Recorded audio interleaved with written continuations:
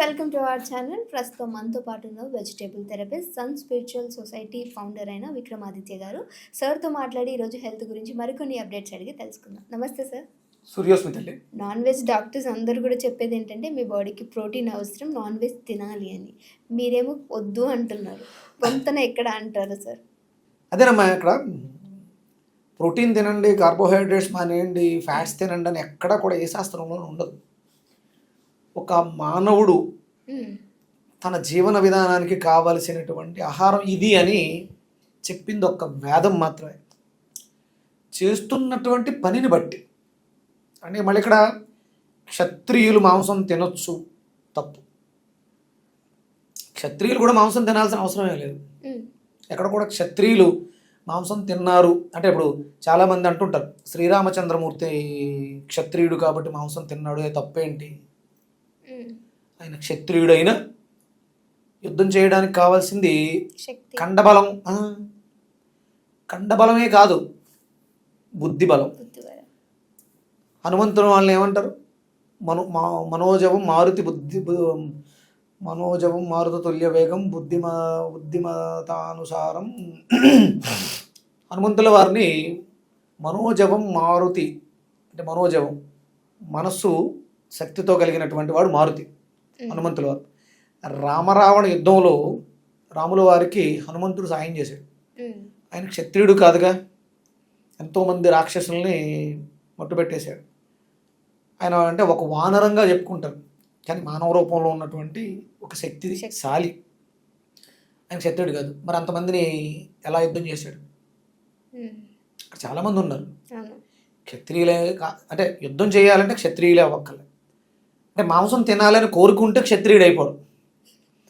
అందరూ చెప్పుకుంటూ ఉంటారు మాంసం తినకూడదమ్మా, వేదం చెప్పింది. వేదం చెప్పిందంటే ఇంకా దానికి తిరుగులేదు. మానవులు ఎవరు కూడా, మనుషులు ఎవ్వరూ కూడా మాంసాహారులు కాదు. వీళ్ళు చెప్తున్నారు తినమని. ఒక 100 ఏళ్ళు వెనక్కి వెళ్దాం, 100 years వెనక్కి. అంటే నా ఏజ్ 40+ అమ్మా, 45+. ఓకే, నా చిన్నప్పుడు నాకు అంటే నా ఊహ తెలిసి నాకు 7వ ఏటో 8వ ఏటో ఓపెన్ హార్ట్ సర్జరీ జరిగింది నా చిన్నప్పుడే. అప్పటి వరకు నాకు పెద్దగా అంటే మా ఇంట్లో నాకు ఊహ తెలిసినప్పటి నుంచి నెలకొకసారి పెట్టేవారు. ఎక్కడో అంటే పండగలు వచ్చినప్పుడు మాత్రమే మాంసాహారం ఉండేది. దానికి కొంచెం వెనక్కి వెళ్తే ఇప్పుడున్నటువంటి ఇంత విచ్చలవిడి మాంసాహారం ఉందా అంటే డాక్టర్లు ప్రమోట్ చేస్తున్నారు. అసలు విలేజెస్ వెళ్తే ఒక విలేజ్కి ఒకటే షాపు, వాడు నెలకోసారి తీస్తాడు. మరి మీరు మాంసం తినాలని ఎలా అప్పుడు అంటే అప్పుడున్న వాళ్ళు బ్రతకలేదా? అంటే ఇప్పుడు మొత్తం చేంజ్ అయిపోయింది అంటున్నారు కదా సార్, వాతావరణం చేంజ్ అయిపోయింది. ఏం మరి చెప్పండి. కలుషితం అయిపోయింది, నీళ్ళు కలుషితం అయిపోయింది, గాలి కలుషితం అయిపోయింది, దాని నుంచి వచ్చే ఆక్సిజన్స్ బాడీకి రావట్లేదు. సో తద్వారా అంటే మనం తీసుకున్న ఫుడ్ కూడా కలుషితం అయిపోయింది అంటున్నారు. సో దీని ద్వారా ఆ ప్రోటీన్ అనేది మాంసంలోంచి కూడా వస్తుంది, దీని నుంచి కూడా తీసుకోండి అని. అంటే పొల్యూటెడ్ ఎయిర్, పొల్యూటెడ్ వాటర్ని, పొల్యూటెడ్ ఫుడ్ని క్లీన్ చేసే ఒక స్టెయినరా మాంసం, ప్రోటీన్ అనేది, మాంసం అనేది. ఇన్ని పొల్యూట్ అయినప్పుడు ఆ కోళ్ళు, మేకలు, చేపలు, పీతలు ఇవి పొల్యూట్ అవ్వా? పొల్యూషన్ క్లీన్ చేయడం కోసం మళ్ళీ పొల్యూటెడ్, హై పొల్యూటెడ్ ఉన్నటువంటి మీట్నే తీసుకోవాలా? మొత్తం మీరు అన్నట్టు కాలం మారిపోయింది, మనం మారిపోయాము, మనం తినే పదార్థాలు మరి. ఈ కోళ్ళు మేకలు మారవా? వాటికి పొల్యూషన్ ఉండదా? ఇదన్నా జల్లెడా మీటు కాదు కదా. ఇవి పొల్యూట్ అవ్వడానికి ప్రధానమైనటువంటి కారణం ఏంటంటే విపరీతమైనటువంటి మాంసాహారం తినడం వల్ల వాటిల్ని పెంచుతున్నటువంటి పరిసరాలు. ఇలాగే మనం మాంసాన్ని తింటూ పోతే 2040 నాటికి మన భూమి అంటే మనం నివాసయోగ్యమైనటువంటి భూమి మనం బ్రతకటానికి కాదు కదా, ఈ జంతువులు జీవించడానికి కూడా సరిపోదు. ఇలాంటి భూములు ఒక 3 వంతులు ఉండాలి. 140 కోట్లు మానవులు అమ్మ. మేకలు ఎన్ని ఉండాలి, కోళ్ళు ఎన్ని ఉండాలి? అంటే ఇప్పుడు ఇది డబల్ అవ్వాలిగా. మనం ఉండే కొద్ది తింటూ వెళితే మనం కూడా పెరుగుతున్నాం, అవి పెరుగుతాయి, కానీ వైశాల్యం పెరగదుగా. పొల్యూషన్ ఎక్కడి నుంచి వస్తుందంటే ఈ మేకలు, కోళ్ళు, ఏదైతే మనం మీట్ తింటున్నామో దీని ప్రొడక్షన్ కోసం ఖర్చు పెట్టే ఖర్చు విపరీతంగా ఉంటుంది. ఒక మనిషి బ్రతకడానికి నీరు ఎంత కావాలి నెలకి? రోజుకు ఒక 5 లీటర్లు వేసుకుంటే, రోజుకు ఒక 5 లీటర్లు నీళ్ళు వేసుకుంటే నెలకెంత? 5 3 15, 150 లీటర్లు కావాలి.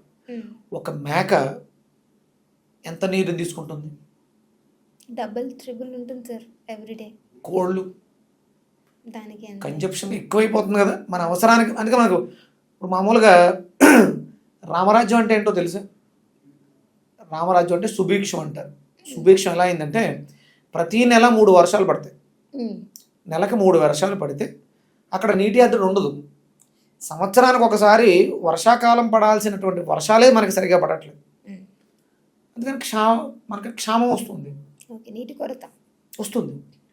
మనం ఈ యానిమల్స్ని మనం తినడానికి కోసం పెంచేటువంటి యానిమల్స్ వల్ల, అవి విడిచిపెట్టేటువంటి వ్యర్థం వల్ల,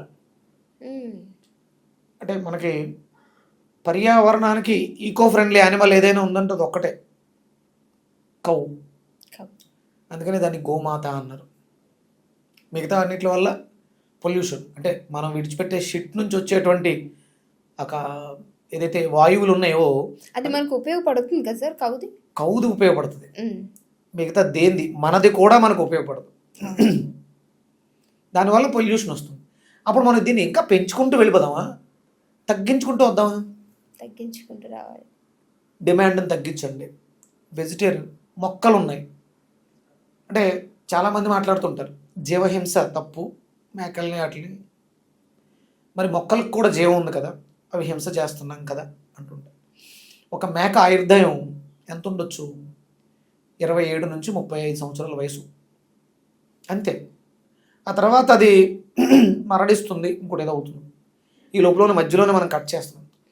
ఒక పాలకూర మొక్క వయసు ఎంత ఉంటుంది? రోజులు ఉంటుంది. రోజులు. ఆ సమయం తర్వాత నువ్వు వాడుకోకపోతే అది మట్టిలో కలిసిపోతుంది, పాడైపోతుంది, అంతే. అంతకు మించి ఇంకేముంది. కానీ 35 సంవత్సరాలు అంటే నువ్వు మేకను బలిచ్చేటప్పుడు దాని వయసు 35 సంవత్సరాలు లేదో చూసి ఆ చివరిలో కట్ చేస్తావా? అంటే చాలా ఆలోచించాలి. మాట్లాడేయడం చాలా ఈజీ. అంటే మీరు వెజిటేరియన్స్ అయి ఉండి జీవహింస అన్నీ మాట్లాడుతున్నారు, జంతు బలి తప్పు అంటున్నారు. ఇవన్నీ కాదమ్మా. మన మనుగడ ప్రశ్నార్థకం కాకూడదు అనుకుంటే మీరు వెజిటేరియన్గా మారి తీరాల్సిందే, లేకపోతే ఇబ్బందులు పడతారు. ఇప్పుడు నేను చెప్తున్నాను, నేను తెలుసుకున్న విషయాన్ని చెప్పా. పాటించేవాడు దాని ఫలితాన్ని చూస్తాడు.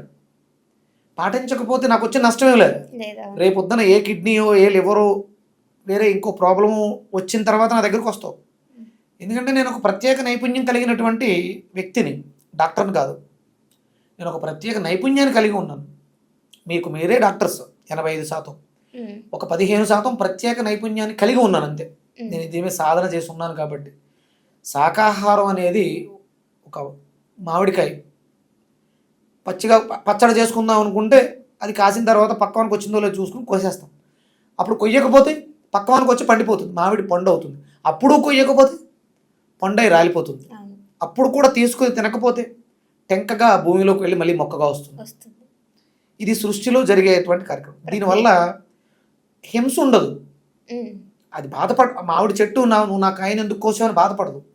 మామిడి కాయ నన్ను ఎందుకు కత్తెరలో పెట్టి మధ్యలో ముక్కలు నరికేమని బాధపడదు. మనకు ఉపయోగపడుతుంది. ఇక్కడ ఒక జీవిని మనం ప్రాణం తీసి దాన్ని ఆహారంగా భుజించడానికి చేసేటువంటి ప్రక్రియలో ప్రకృతి వైపరీత్యాలు ఎక్కువ వస్తున్నాయి. దాని బాధ, దాని పెయిన్ అన్ని పక్కన పెడదాం. దీన్ని పెంచడానికి అయ్యేటువంటి ఖర్చు, వాటర్, ఎన్విరాన్మెంట్, ఇవన్నీ పొల్యూషన్ అయిపోతాయి. ఇంత పొల్యూషన్కి కారణం మనమే. దాన్ని తగ్గిస్తే ఆరోగ్యకరమైనటువంటి సహజ సిద్ధమైనటువంటి ప్రకృతి సహజమైనటువంటి ఆహారాన్ని భుజిస్తే మనము బాగుంటాం, ప్రకృతి బాగుంటుంది.